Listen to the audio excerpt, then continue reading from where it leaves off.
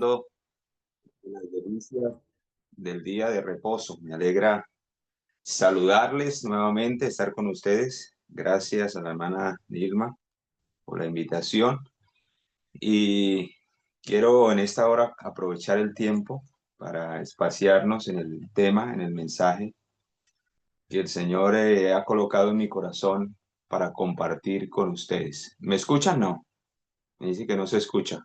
Sí, hermanito, lo escuchamos bien. No sé si yo por lo menos lo escucho muy bien. De pronto la hermana que dice que no se escucha, súbale volumen a su equipo. Yo A también su... lo escucho perfectamente. Muy bien, vamos a orar, vamos a pedir la dirección del Espíritu Santo, ya que vamos a tocar un tema bastante importante. Hoy vamos a hablar del fuerte clamor y el juicio de los vivos. Vamos a tocar este tema porque, aunque es un tema bastante que ha creado controversia en estos últimos días, no debería ser así. Y por eso en esta hora vamos a clarificar en especial lo del juicio de los vivos. ¿Por qué es tan importante? Y vamos a mirarlo a la luz de lo que está inspirado en la palabra y en el espíritu de profecía. Oremos. Te damos gracias, maravilloso Padre Celestial, por darnos el privilegio de reunirnos como hijos tuyos, como hermanos los unos de los otros, y poder espaciarnos en este tema tan solemne, porque el juicio de los vivos vendrá repentinamente, como ladrón en la noche, y miles serán sorprendidos sin la verdadera preparación para que finalmente, Señor, podamos formar parte de ese grupo especial que dará el fuerte clamor y que será el resultado de haberse ejecutado finalmente el juicio sobre aquellos que van a permanecer firmes y fieles y vivos hasta la venida tuya, oh Señor, en las nubes de los cielos. Y por eso necesitamos con solemnidad, con humildad y con sencillez reflexionar en este mensaje tan importante, ya que de ello depende el destino final de nuestras almas. Háblanos a través de tu palabra, con la obra poderosa del Espíritu Santo. En el nombre maravilloso de Cristo, nuestro Señor y Salvador, lo pedimos y lo agradecemos. Amén y amén. Bien, mis amados, vamos a iniciar este estudio acerca del juicio de los vivos y que tiene que ver con algunos eventos que deben de desencadenarse en esta tierra para que finalmente comience ese juicio. La palabra de Dios y el espíritu de profecía no revelan una fecha específica, así como tampoco hay una fecha específica para el cierre de la gracia, como tampoco no hay una fecha específica para la venida del Señor. Porque precisamente Dios desea que estemos preparados a cada momento. ¿Por qué? Porque como su nombre lo dice, el juicio de los vivos va a determinar la salvación para los que van a estar vivos hasta la venida del Señor. De lo contrario, no formaremos parte del juicio de los vivos si llegamos a morir. Y como su misma palabra lo dice, el juicio de los muertos es para los que murieron. El juicio de los muertos es para los que murieron. Y por eso, queridos,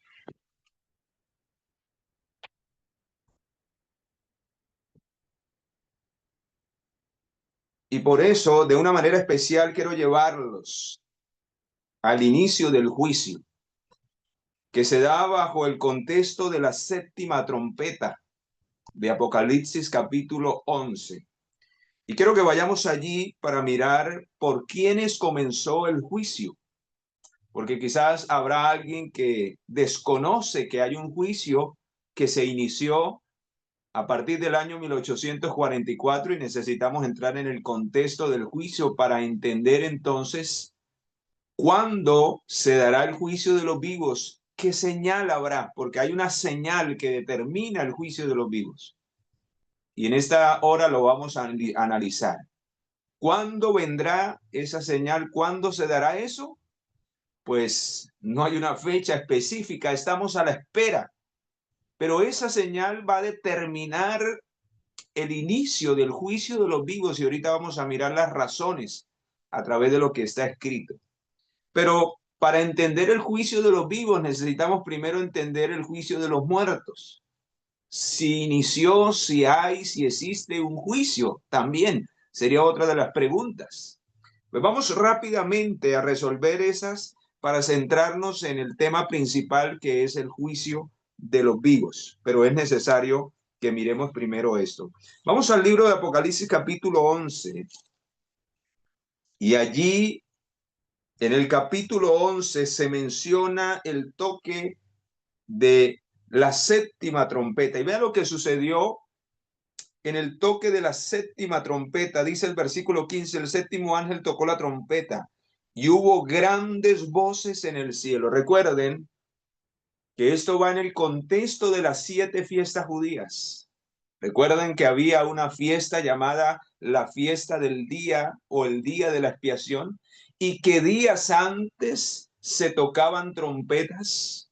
Así que no es casualidad que en el contexto del inicio del juicio en el santuario, del día de la expiación en el santuario verdadero que creó Dios y no el hombre, también hubiese toque de trompetas anunciando que ese día se estaba aproximando.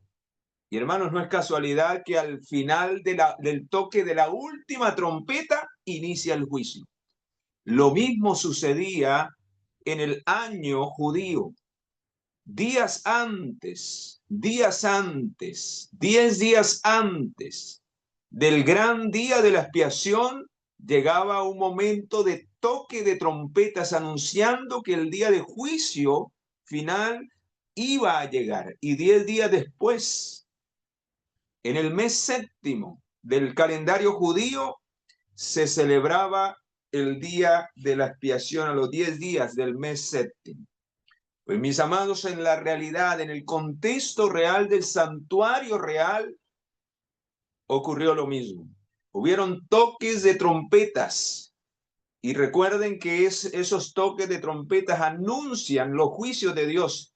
Y en especial estaban preparando al mundo para el día del gran juicio que se iniciaba en el contexto del año 1844. Y si usted mira el capítulo 10, habla en el contexto de esa fecha. Cuando habla de que comió el librito, hablando de las profecías que anunciaban este acontecimiento, las profecías de Daniel, y cómo ocurrió ese terrible gran chasco. Así que no es coincidencia. Y por eso, en el capítulo 11, en el versículo 15, dice que bajo el toque de la última trompeta, vea lo que sucedió, dice, y hubo grandes voces en el cielo que decían, los reinos del mundo han venido a ser de nuestro Señor Jesucristo, y Él reinará por los siglos de los siglos. Y los 24 ancianos que estaban sentados en sus tronos delante de Dios, dice, se postraron sobre sus rostros y adoraron a Dios, diciendo, te damos gracias, Señor, Dios Todopoderoso, el que eras y el que has de venir, porque has tomado para ti gran poder y has reinado. Y las naciones se airaron y tu ira ha venido. Y el tiempo de juzgar ¿a quiénes? De juzgar a los muertos. O sea que en el contexto de este pasaje se da inicio al juicio en el cielo. El juicio que he llamado por la mensajera del Señor como el juicio investigador. El juicio que comienza por la casa de Dios según Primera de Pedro capítulo 4 versículo 17. Y por eso dice, y las naciones se airaron y la ira ha venido, el tiempo de juzgar a los muertos y de dar el galardón a los siervos, de dar el galardón a tus siervos, los profetas, a los santos, escucha las características, a los que temen a tu nombre, pequeños y grandes, y de destruir a los que destruyen la tierra. ¿Y en dónde se va a realizar ese juicio? Aparece el segundo departamento. ¿Y qué se encontraba en el segundo departamento del santuario? El arca del pacto. Dice, y el templo de Dios fue abierto en el cielo y el arca del pacto se dejó ver en el templo. Y hubo relámpagos, voces, truenos, un terremoto y grande granizo.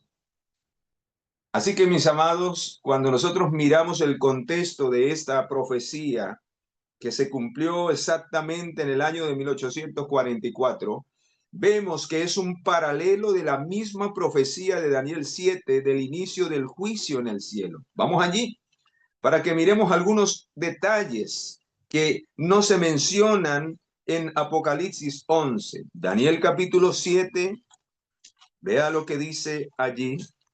Daniel capítulo 7, versículo 9 dice, estuve mirando hasta que fueron puestos tronos y se sentó un anciano de días. Claramente sabemos que es el Padre, vestido de blanco como la nieve y el pelo de su cabeza como lana limpia, su trono llama de fuego y fuego ardiente la rueda del mismo.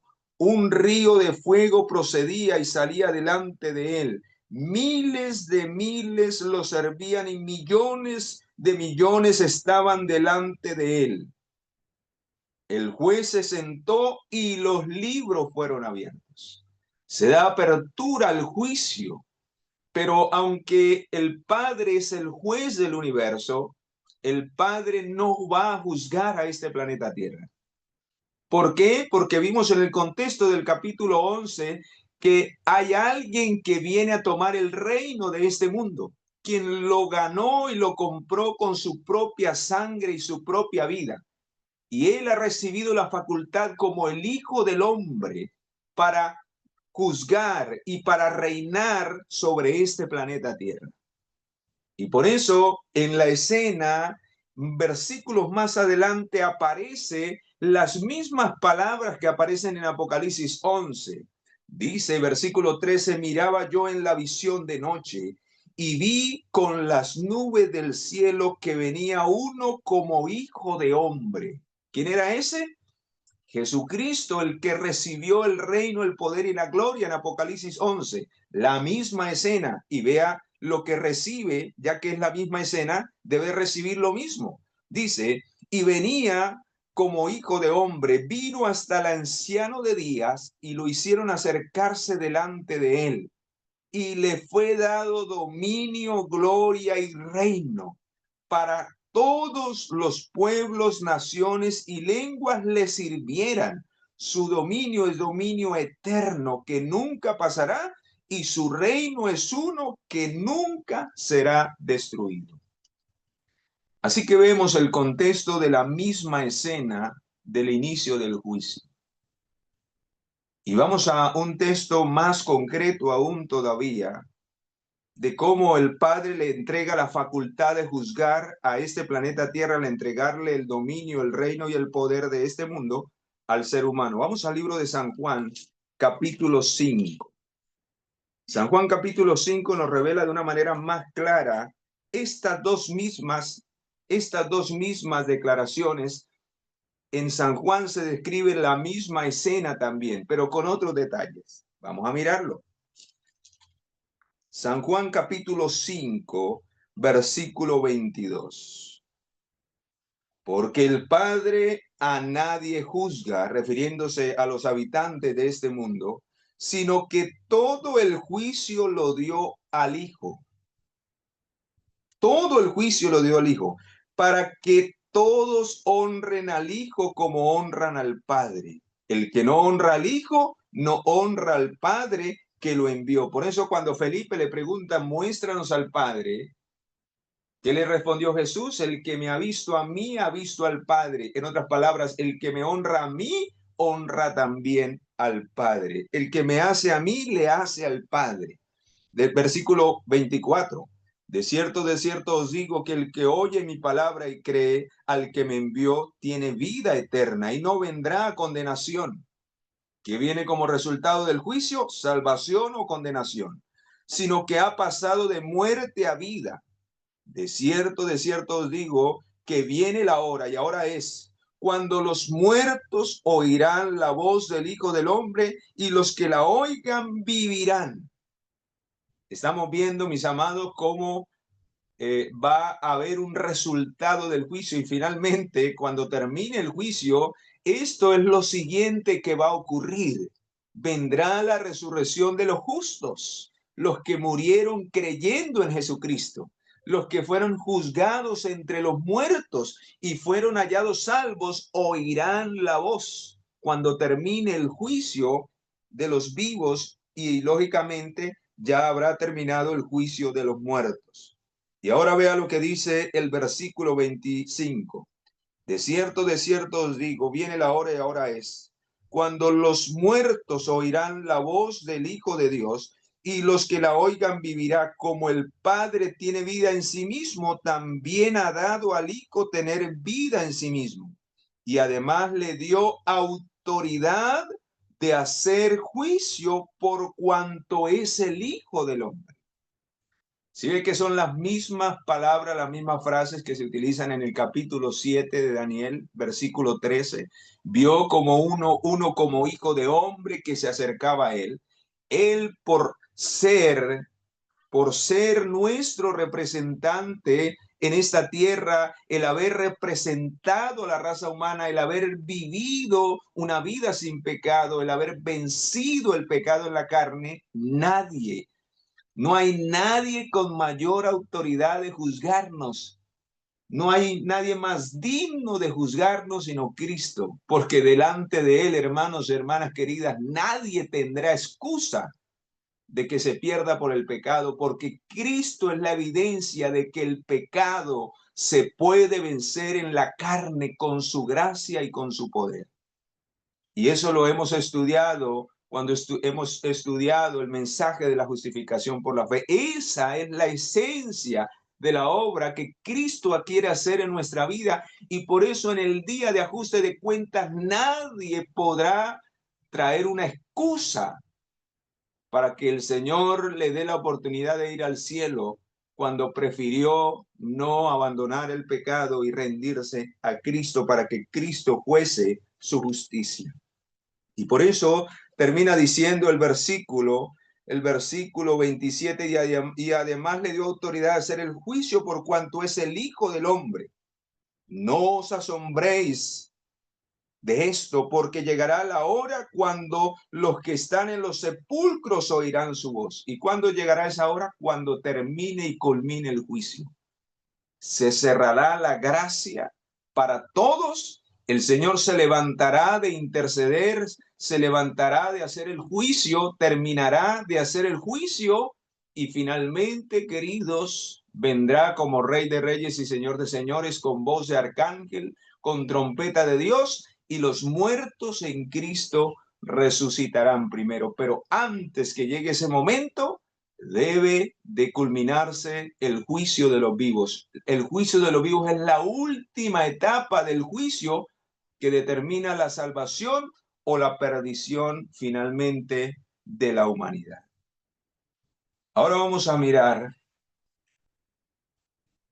ya hemos analizado y hemos entrado en el contexto del juicio, y de que el juicio comienza primero por la casa de Dios. Si ustedes leen, les invito por el tiempo a que lean el capítulo del juicio investigador en el conflicto de los siglos. Dice allí que el juicio comienza primero por los que primero murieron, desde Adán y Eva en todas las generaciones sucesivas, hasta el último que ha muerto.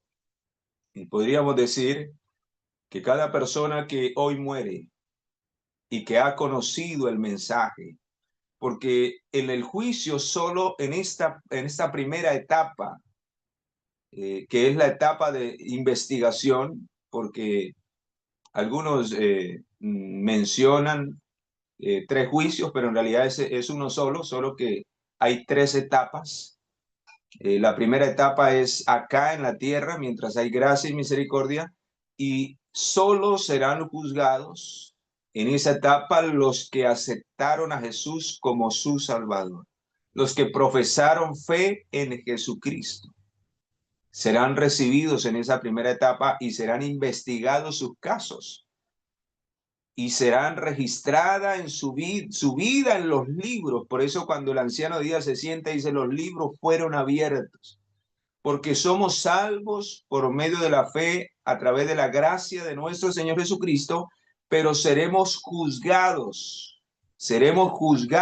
por las obras, ya que las obras determinan si mi fe en Jesucristo fue una fe verdadera o no lo fue. Así que, mis amados, quiero compartir ese pasaje. Está en el libro La maravillosa gracia de Jesucristo, la página 248, dice, el juez dijo, todos serán justificados por su fe y juzgados por sus obras. Así que, yendo y avanzando en el estudio del juicio de los vivos, entonces el juicio comenzó primero por los muertos, pero habrá un momento en la historia de este mundo en que pasará hacia los vivos. ¿Cuándo será ese momento? ¿Y qué señal determinará el inicio? ¿Qué señal determinará el inicio de ese juicio? Pues, mis amados, la Escritura dice algo sumamente importante y también está dentro del contexto del mensaje de los tres ángeles. Vamos allí al libro, al capítulo 14, para que miremos lo que el mensaje del tercer ángel anuncia. Porque es bajo el contexto del mensaje del tercer ángel, de una manera especial, cuando se esté cumpliendo estas palabras, es que se dará inicio al juicio investigador de los vivos, donde se llamará a cuentas a los que están viviendo en ese periodo de la historia de este mundo. O sea que, en otras palabras, mis amados, el juicio de los vivos se realizará en la última etapa, en la hora undécima de la historia de este mundo, cuando ya casi está por cerrarse la gracia para toda la humanidad. Y lógicamente el juicio de los vivos empieza con nosotros, con el pueblo adventista, y termina con aquellos que finalmente crean y acepten el mensaje a través del fuerte clamor. Por eso el fuerte clamor y la lluvia tardía será la evidencia para muchos, de la proclamación de este evento tan solemne que habrá de determinar el cierre de la gracia, porque apenas termine el juicio de los vivos, terminará cuando se termine la proclamación del mensaje de los tres ángeles en todo el planeta Tierra y se llame a todo el planeta Tierra a salir de Babilonia. Y está prefigurado en el capítulo 18, cuando la gloria de Dios ilumine este planeta Tierra y se denuncie a Babilonia y se llame a los hijos sinceros que están en las iglesias caídas a salir de Babilonia y acepten el mensaje. Esos serán los últimos que serán juzgados entre los vivos y lógicamente se unirán al verdadero pueblo de Dios y habrá un pueblo y un solo rebaño. Y por eso, en las palabras de Apocalipsis capítulo 14, vea lo que dice allí. En el contexto del versículo 9 dice, y el tercer ángel lo siguió diciendo a gran voz. A gran voz. Y hermanos queridos, el fuerte clamor se dará a gran voz. O sea que cuando este mensaje de una manera especial sea proclamado con mayor intensidad, es porque de una manera especial el cumplimiento se está dando de lo que el mensaje anuncia. ¿Y qué anuncia el mensaje? Que habrá un poder mundial, habrá un imperio mundial llamado Babilonia, llamado la bestia aquí en el mensaje del tercer ángel. Y ya sabemos quién es esa bestia, es el poder político y religioso. El poder religioso que se une con el poder político. Y ese poder religioso que está uniendo a todo el mundo, en especial a todas las religiones y lógicamente a todo el mundo político, porque debe de haber esa mezcla para poder ejercer su autoridad en todo el planeta Tierra. Y nosotros sabemos que es el papado, el sistema papal, que va a imponer una señal de autoridad. Y precisamente, mis amados, aquí viene lo tremendo. Esa señal de autoridad es para los vivos. Y Dios estará también en ese mismo instante poniendo una señal de autoridad para los vivos fieles. Y eso también va en el contexto del sellamiento. Estos eventos estarán todos ligados, porque quienes reciban la lluvia tardía recibirán con ello el sello del Dios vivo. Y lógicamente la lluvia tardía tiene que ver con el Espíritu Santo y el sello tiene que ver con el Espíritu Santo. Ya han sido dadas las arras, que es la lluvia temprana.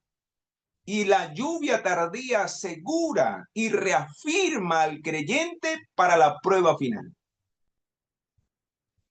Y para proclamar con poder y con mayor intensidad el mensaje de los tres ángeles, que habrá de retumbar en las conciencias de los hijos sinceros y fieles, y que habrá también de retumbar en las conciencias de los rebeldes que finalmente rechazarán el último mensaje de misericordia, pero que debe ser dado para que venga el fin, como lo dice Mateo 24:14, y será predicado el evangelio del reino para testimonio a todas las naciones y entonces vendrá el fin. Sea que tomen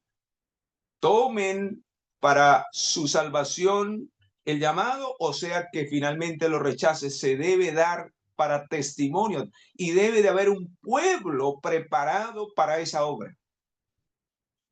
O sea que en otras palabras, aunque muchos van a morir en ese tiempo de persecución, en ese pequeño tiempo de angustia, antes del gran tiempo de angustia que será después del cierre de la gracia, algunos van a morir, y ahorita vamos a mirar por qué algunos van a morir.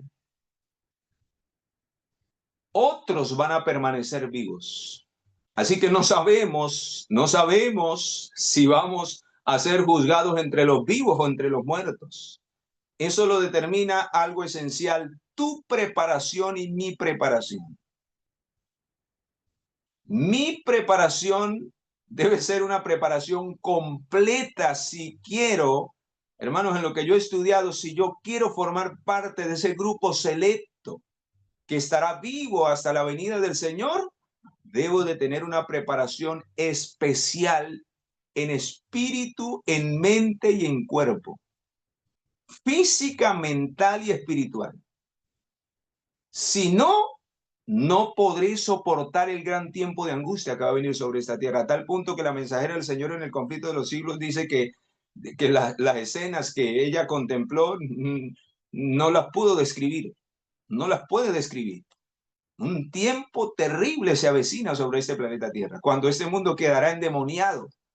Y si usted no está bien mentalmente, si por cualquier cosa se estresa, se desequilibra, si usted tiene los nervios alterados por un estilo de vida no saludable, hermano, no estará preparado para afrontar eso.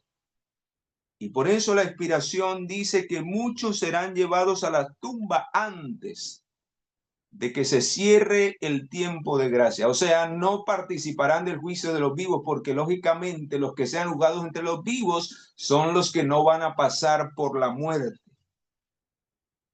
Vamos a mirarlo. Dice, quiero compartir ese pasaje que se encuentra, queridos, en el libro Eventos de los Últimos Días, y que tiene que ver con esto que les acabo de decir. la página, eso está casi en los últimos capítulos, después del cierre del tiempo de gracia, ya no habrá más oportunidad para nadie y ningún santo morirá. Después del cierre del tiempo de gracia, el Señor no permitirá que nadie muera y no será necesario, porque la muerte es para salvación, para regar la semilla, para mayor credibilidad de aquellos que entregan su vida por el Cordero de Dios.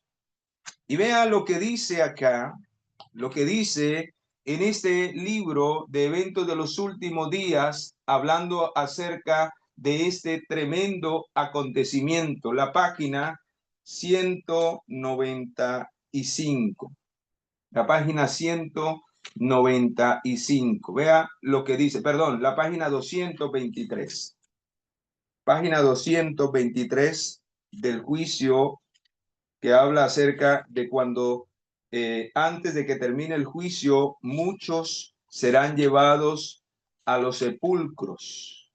Muchos serán llevados a los sepulcros porque no estarán preparados para el tiempo de angustia. No estarán preparados, dice. Esto está también en Consejo sobre Salud, página 280, este mismo párrafo. Dice, no es siempre seguro orar por la curación incondicional. El Señor sabe si aquellos por quienes se ofrecen las peticiones serán capaces de soportar o no la prueba que vendría sobre ellos si vivieran. Él conoce el fin desde el principio. Se permitirá que muchos duerman en el sueño de la muerte antes de que la ardiente prueba del tiempo de angustia venga sobre nuestro mundo. Así que si usted no desea pasar por la muerte, querido hermano, querida hermana, si usted desea estar entre el grupo selecto, como lo llama el Apocalipsis, los 144,000 que serán los redimidos de entre los vivos. Hermanos, necesitamos una preparación física, mental y espiritual extraordinaria. Y necesitamos esa fe, como lo dice allí, que sea capaz de soportar el cansancio, la demora, el hambre. Y si usted sufre de alguna situación porque ha descuidado su salud, hermanos, si usted depende del sistema y no goza de una óptima salud, y si usted no tiene una mente equilibrada para tomar decisiones y para enfrentar circunstancias, si frente a las pequeñas situaciones de la vida se desequilibra con facilidad, hermano, no podrá estar preparado para enfrentar lo que viene sobre este planeta Tierra. Por eso, quienes reciban el sello de Dios entre los vivos, quienes reciban el sello de Dios deben reflejar el carácter de Jesús. Y quiero que vayamos allí. Eso lo dice acá en este libro, Eventos de los Últimos Días, hablando del sellamiento, que está en el contexto del juicio de los vivos, porque no puede ser sellado entre los vivos si no es llamado a juicio, ya que el sellamiento se da en el contexto del inicio o del proceso del juicio de los vivos. Pero antes de leer eso, usted dirá, bueno, y hermano, ¿y qué determina el inicio del juicio de los vivos? Pues hermanos, si el juicio de los vivos es la última etapa del juicio antes del cierre de gracia, ¿qué es lo que va a determinar la prueba de mi carácter para yo recibir el sello de Dios? Pues quiero compartir este pasaje inspirado. Quiero compartir este pasaje inspirado que se encuentra en el libro Historia de la Redención, página 422. Vea lo que dice allí. Dice, cada caso había sido decidido ya para vida o para muerte. Mientras Jesús oficiaba en el santuario celestial, había proseguido el juicio de los justos muertos y luego el de los justos vivos. Cristo había recibido su reino puesto que había hecho expiación por su pueblo y había borrado sus pecados. Estaba completo el número de los súbditos de su reino. Así que, mis amados, a mí me pone los pelos de punta este pasaje, porque, mis amados, lo que dice ahí al final me estremece. Recuerden que nosotros vamos a llenar las vacantes que quedaron en el cielo. Nosotros vamos a llenar las vacantes que quedaron en el cielo. Y dice allí que cuando ya se complete el número de los súbditos de su reino, el Señor ya no esperará más. Ya la gracia cesará y cada uno quedará sellado para vida o para muerte. Tremendo. Y es ahí cuando se me vienen las palabras: muchos serán los llamados y pocos serán los escogidos. Y qué triste que la gran mayoría ha sido llamado hoy y la gran mayoría está despreciando el mensaje de misericordia. Cuando la gracia se nos puede cerrar para siempre en cualquier momento de la historia de este mundo y nosotros todavía creyendo que hay tiempo de misericordia. Y vea, vamos a mirar quiénes recibirán ese sello. ¿Quiénes recibirán ese sello? Pero antes quiero compartirles el pasaje que el juicio no comenzará sin que antes se dé algo importante en esta tierra. ¿Cuándo comenzará el juicio de los vivos? ¿Cuándo comenzará el juicio de los vivos? Vamos a el libro Evangelismo, página 177. Y vea lo que dice allí, tremendo pasaje. Evangelismo, página 177, para quienes quieran corroborar. Dice, escucha, nadie es condenado. Nadie es condenado hasta que haya tenido luz y haya comprendido la obligación del cuarto mandamiento. Y recuerden, hermanos, que va a haber una prueba en la etapa final a través de la cual el cuarto mandamiento va a ser la piedra de toque de la fidelidad o infidelidad a la ley de Dios. Y vea, dice allí que nadie finalmente será condenado sin que reciba la luz, esa luz de la ley de Dios y en especial del cuarto mandamiento, que lo resalta como el creador a quien debemos adorar.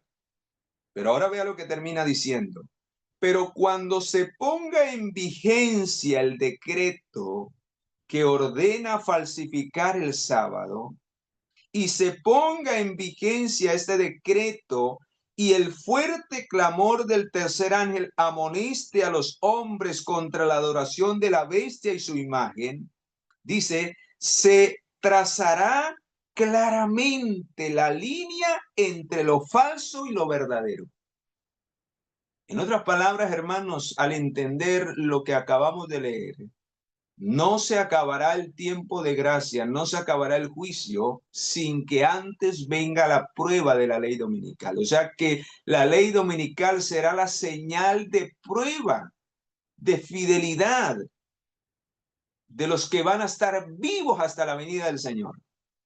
Y lógicamente, cuando esta prueba llegue a todo el mundo, entonces los que estemos vivos en nuestras decisiones de si somos o no somos fieles frente a la prueba, se determinará nuestro juicio final, para vida o para condenación. En otras palabras, seremos juzgados entre los vivos. Y lógicamente, si vamos o si tenemos la preparación que tenemos para aguantar el gran tiempo de angustia, porque recuerden que los que van a ser juzgados entre los vivos son los que van a estar vivos, los que no van a pasar por la muerte. Y la prueba que va a determinar ese evento, el inicio de ese evento, es la imposición de un decreto dominical que falsifica el verdadero día de reposo. Dice al final, dice, se trazará la línea entre lo falso y lo verdadero, y entonces los que continúen aún en la transgresión recibirán la marca de la bestia. Por eso el mensaje del tercer ángel es clave en el inicio del juicio de los vivos. ¿Por qué? Porque quienes permanezcan fieles a ese mensaje, a través del fuerte clamor, se va a intensificar esa denuncia. Porque esta prueba va a determinar o las plagas de la ira de Dios para quien rechaza el mensaje, o finalmente la salvación y la protección de Dios durante los juicios de las 7 plagas y la vida eterna. Y lógicamente el no recibir la marca de la bestia automáticamente nos hace acreedores de recibir el sello del Dios vivo. Hermanos, extraordinario. Pero quiero ir un poco más allá. Aquí hay otro pasaje que nos da más contundencia y más luz en cuanto a esto que acabo de decir. Mensajes Selectos, tomo 2, página 92. El Señor me ha mostrado, escucha, el Señor me ha mostrado definitivamente que la imagen de la bestia se formará antes de la terminación del tiempo de gracia. ¿Y para qué creen ustedes que la imagen de la bestia se va a establecer antes del tiempo de gracia, hermano? Porque esa va a ser y va a constituir la prueba final para el gran zarandeo a nivel mundial. Para separar el Señor el trigo de la cizaña y sellar y atar a sus verdaderos hijos para el granero celestial. Eso es lo que va a determinar finalmente el juicio, el inicio del juicio de los vivos. Porque será la prueba contundente que va a sacar a relucir realmente qué carácter hemos edificado con el poder y la gracia del Señor. Vamos a mirar si así lo dice. Vea lo que termina diciendo. El Señor me ha mostrado definitivamente que la imagen de la bestia se formará antes de la terminación del tiempo de gracia.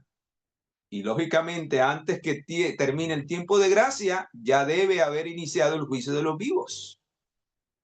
Porque el juicio de los vivos termina con el cierre de la gracia. Y esto debido a que, escucha, ¿para qué se levanta la imagen de la bestia? Dice, y esto debido a que constituirá una gran prueba para el pueblo de Dios, mediante la cual, escucha, ¿para qué es la prueba? Para el ajuste de cuentas, para determinar si realmente vamos a estar de parte de Dios en ese tiempo y por la eternidad, o definitivamente no. Es que la prueba no será cualquier cosa, hermanos. Ahorita vemos eso como algo, pero cuando tengamos que enfrentar, queridos, será de vida o de muerte, de salvación o de perdición.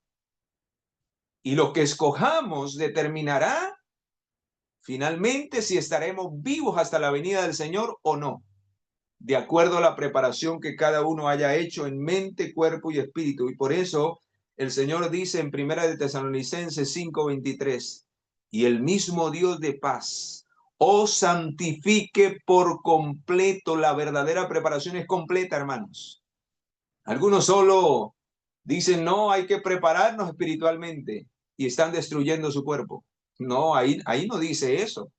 La Biblia dice, y el mismo Dios de paz os santifique por completo todo vuestro ser. Y por si todavía no entiende qué significa todo vuestro ser, dice espíritu, mente y cuerpo sean guardados irreprensibles, o sea, sin mancha, sin pecado, para la venida de nuestro Señor Jesucristo.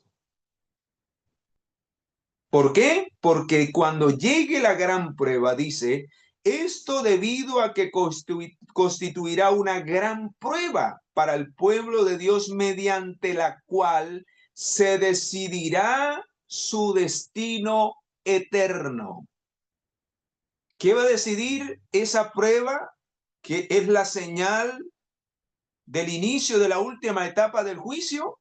Y lógicamente, aunque no dice que se inicia el juicio de los vivos, nosotros entendemos que si es la última prueba y que si es antes del cierre de gracia y que decide nuestro destino eterno, significa que vamos a ser juzgados en ese periodo, si estamos vivos para contemplar esa prueba. Y eso va a determinar si yo voy a estar vivo hasta la venida del Señor o no, dependiendo de mi preparación, porque recuerdan lo que leemos hace un poquito, si no estoy preparado físicamente, el Señor me lleva al descanso, me lleva antes, si no estoy capacitado para soportar esa prueba.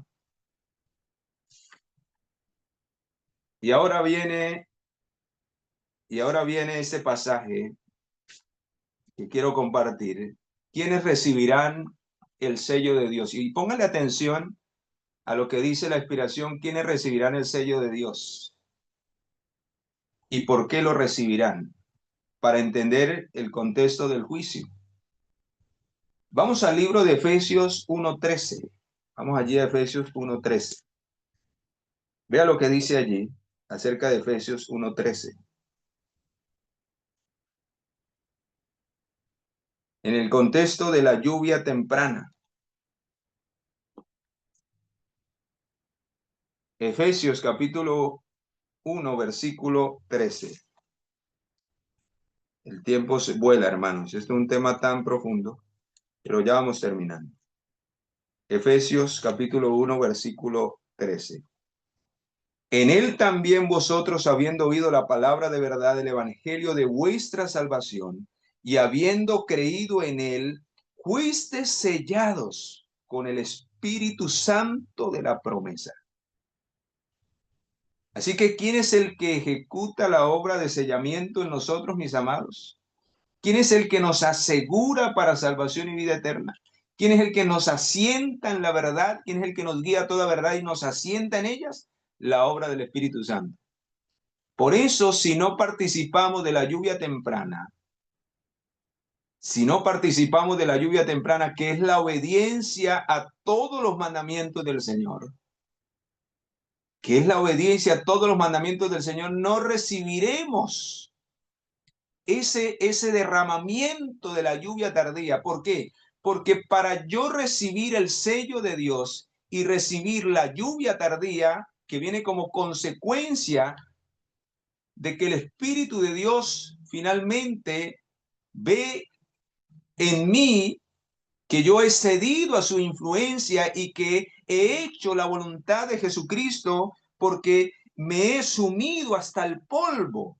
Se ha obrado el proceso de justificación por la fe completo en mi vida. Ha sido abatida mi gloria y solo reina Cristo en mi voluntad.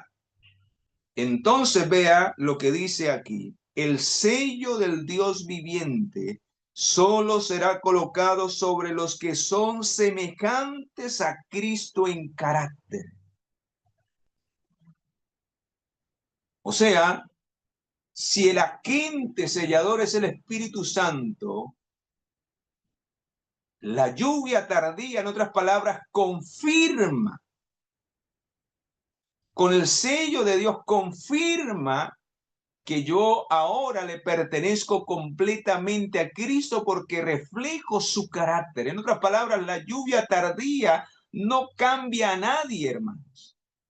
La lluvia tardía y el sello de Dios es para afianzarnos, para reafirmarnos, para hacernos inconmovibles en la experiencia que ya tenemos.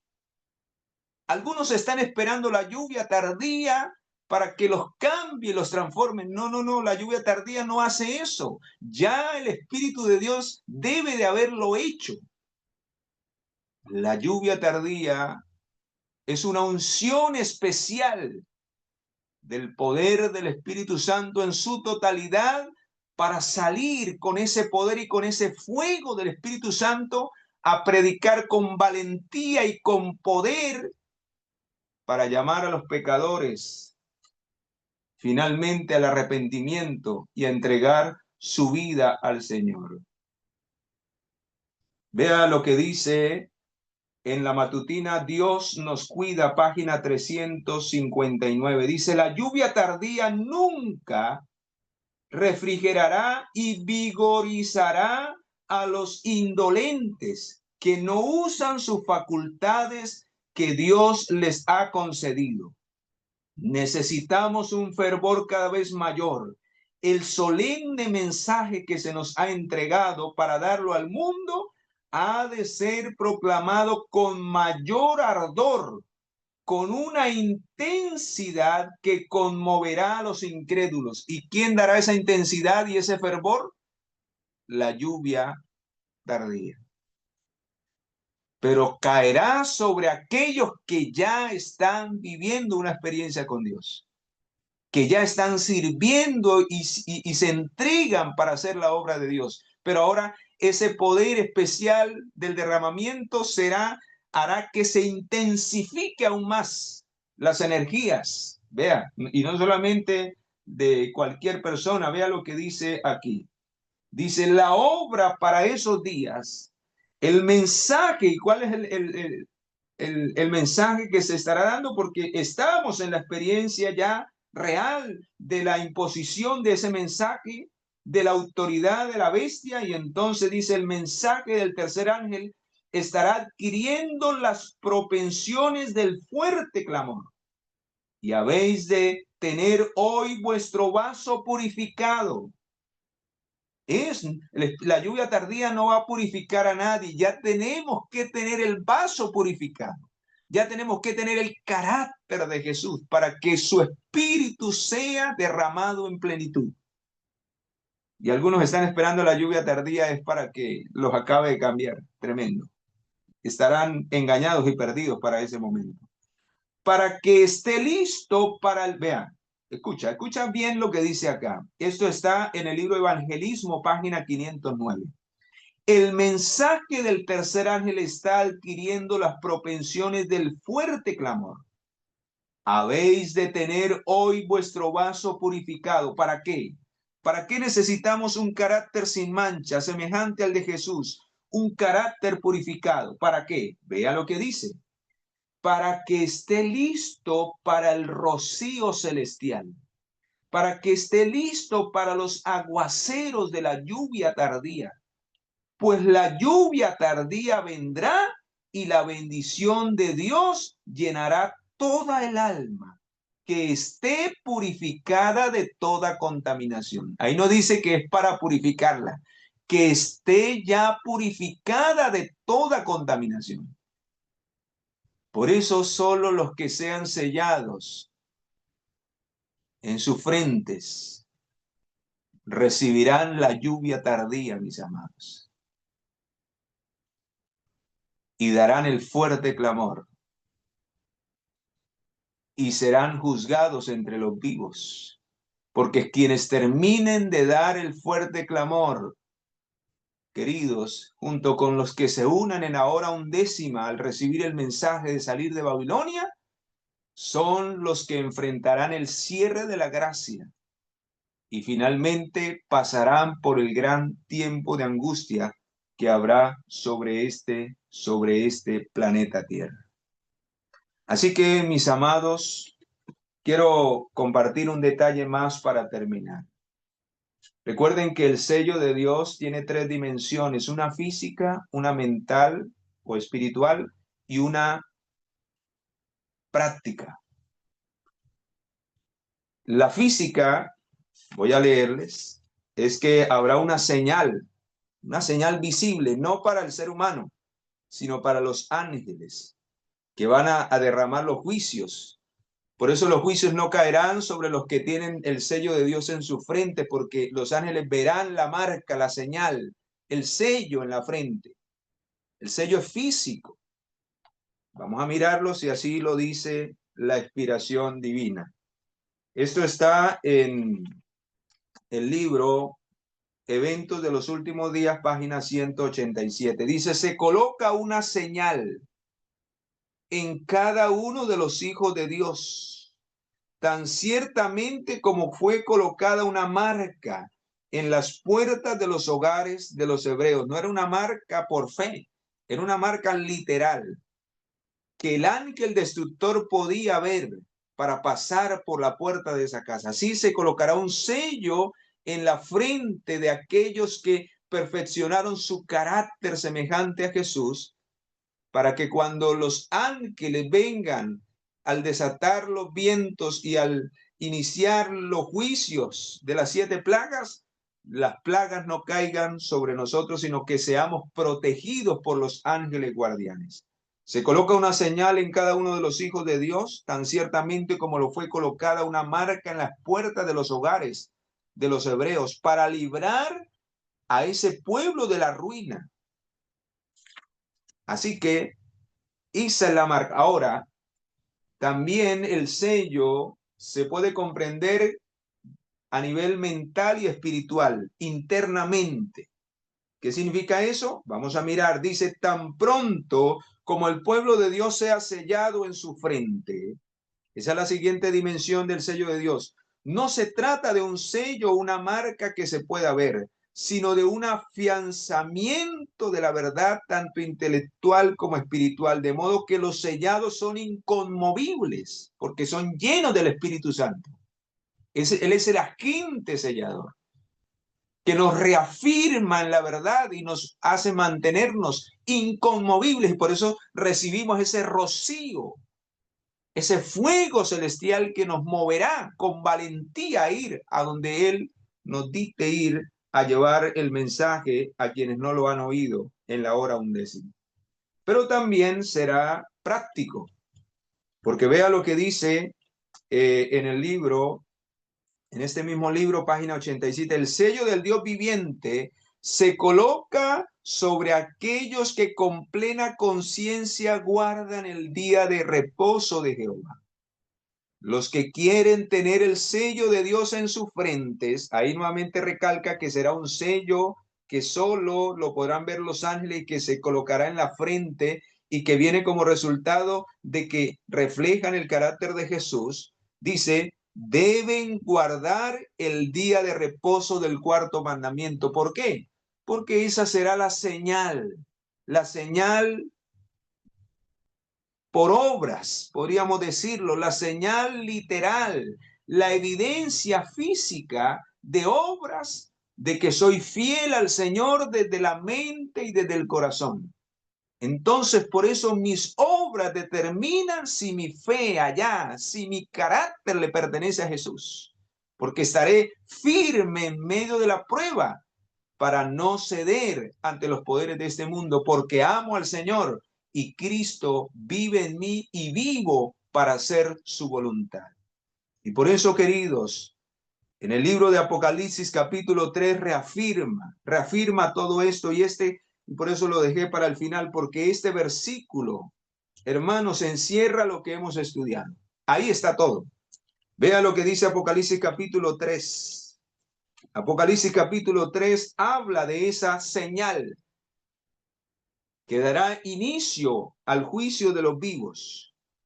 Esa gran prueba que habrá de determinar la salvación o la condenación de los que estén para ese momento en el planeta Tierra vivos. Dice el versículo 10, Apocalipsis 3:10, por cuanto has guardado la palabra de mi paciencia. Y hermanos, esto está en contexto con Apocalipsis capítulo 14, versículo 12. Habrá un pueblo, un remanente que saldrá de esa prueba. ¿Y cuál es la característica? La paciencia de los santos. Así que los que guardaron la palabra, los que permanecieron fieles a la obediencia a las escrituras, que exaltan la ley de Dios, la voluntad de Dios, son los que podrán soportar la prueba final. ¿Por qué? Porque dice, por cuanto ha guardado la palabra de mi paciencia, yo también te guardaré de la hora de prueba que ha de venir sobre el mundo entero. ¿Cómo nos guardará? Con el poder del Espíritu Santo, con la lluvia tardía. ¿Por qué? Porque hemos limpiado el vaso con la palabra de Dios. ¿Con qué limpiará el joven su camino? Con guardar tu palabra. Hemos vivido la experiencia de la santificación. Y por eso somos dignos de recibir el sello y recibir el poder de la lluvia tardía a través del Espíritu Santo en su plenitud, porque hemos obedecido su palabra al pie de la letra y hemos sido santificados en mente, cuerpo y espíritu para la venida de nuestro Señor Jesucristo. Estamos preparados para la prueba, afianzados en la verdad. Y entonces dice, he aquí que la prueba vendrá y yo los guardaré de la prueba que ha de venir sobre el mundo entero para probar a los habitantes de este planeta Tierra. ¿Y cuándo será eso? Antes de la venida del Señor. Por eso el versículo 11 dice, aquí vengo pronto. Retén lo que tienes para que ninguno tome tu corona. Y ese es el llamado con el cual quiero cerrar para orar por ti, que tú ores por mí. Mis amados, sabiendo y entendiendo lo que hemos entendido hoy, sea que seamos juzgados entre los vivos o entre los muertos, yo deseo ser juzgado entre los vivos, porque yo deseo estar vivo hasta la venida del Señor.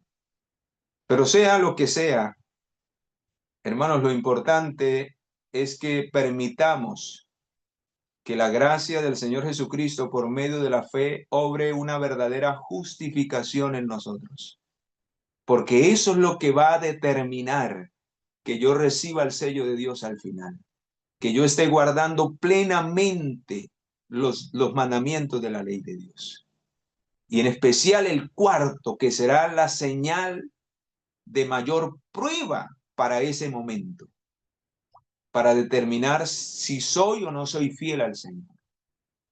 Así que mis amados, que el Espíritu de Dios pueda hacer esa obra en nosotros y que la gracia del Señor Jesucristo pueda derramar su justicia sobre nosotros, esa justicia imputada y esa justicia impartida que no solamente nos da nuestro derecho al cielo, sino que finalmente nos hará idóneos para estar en el cielo y permanecer firmes, vivos y fieles hasta que Cristo venga por nosotros en las nubes de los cielos. Oremos, Padre, gracias por habernos dado la oportunidad de meditar en este tema tan solemne, tan profundo. Hay mucho más, Señor, pero hemos dado lo más importante, lo más esencial. Y queremos, Señor, que a través de lo que hemos estudiado podamos reflexionar profundamente cómo está mi vida. A veces especulamos acerca de ciertos eventos, pero nos olvidamos de que nunca podremos estar dentro del grupo de los favorecidos del Señor si no estamos viviendo realmente una experiencia con Cristo a través de la lluvia temprana, a través de la obra que el Espíritu Santo quiere hacer en nosotros como resultado de nuestra entrega del corazón a Cristo Jesús. Ayúdanos, Señor, a entregarlo todo a Cristo, para que Él a través del poder del Espíritu Santo pueda santificar nuestras vidas y finalmente pueda sellarnos para que estemos inconmovibles frente a esta prueba que está por estallar y que necesitamos un poder sobrenatural que hoy quizás no tenemos para resistir lo que vendrá sobre este mundo, y es el poder de la lluvia tardía en el derramamiento del Espíritu Santo. Permítenos, Señor, tener las vasijas limpias, tener el carácter de Jesús para cuando llegue ese momento. Entonces poder recibir esa unción poderosa, poder terminar tu obra en este planeta Tierra. Te lo pido todo no porque lo pido en el nombre de Jesucristo y pido, Señor, que sea hecha esa obra en nosotros a través del Espíritu Santo. En el nombre poderoso de nuestro Señor y Salvador Jesucristo lo pedimos y lo agradecemos todo. Amén y amén. Que Dios nos ayude.